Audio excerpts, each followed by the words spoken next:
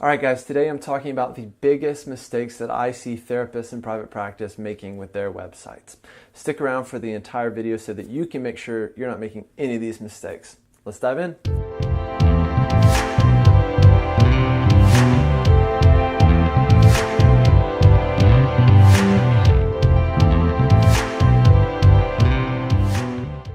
All right, mistake number one, and this is a big one.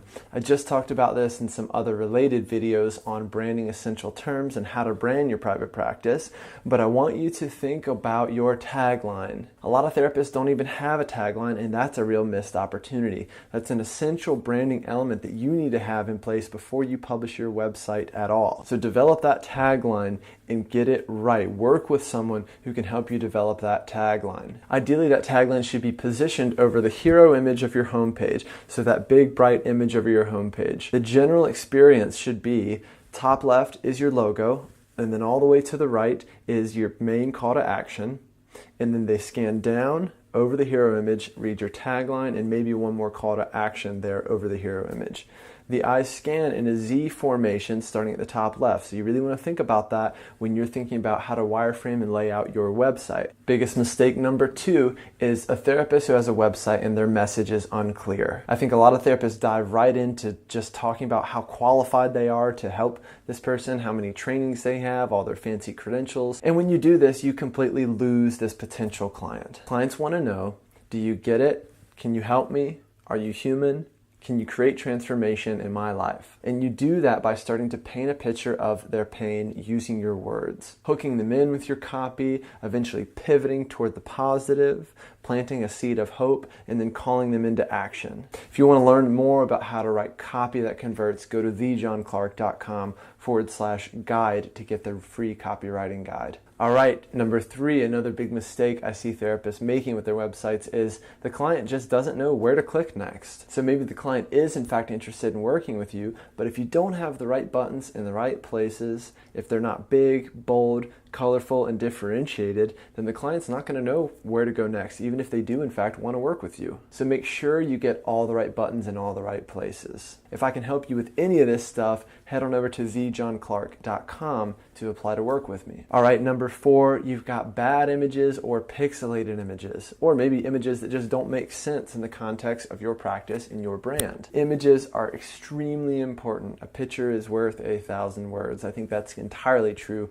when we think about therapists and your websites. So make sure you get high quality images that reflect who you are and who your practice serves. I think in general it's better to have pictures of people than it is pictures of places or mountains, etc. People want to see themselves in your website. So think really hard about how can I create a visual where my potential client really sees themselves in my website. All right, the next one is people who have inconsistent colors and fonts on their website. I talked in another video about how to create kind of a style guide or a brand guide for your brand, and this is something that you should take really seriously.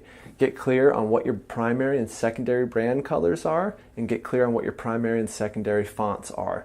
Use them and use them consistently. Next up, too many different calls to action on your website. This is a big one that I see therapists doing over and over again. You want to create one universal call to action on your website. So rather than having, here's my main number, the fax number, you can click here to schedule through simple practice, or you can fill out this contact form.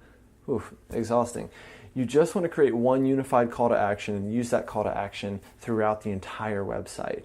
We want to create clarity for people. We want to reduce the steps, and we want to reduce the decision making that they have to go through to get started with us. And finally, the last mistake that I see a lot of therapists making is you're just trying to do too much with your website.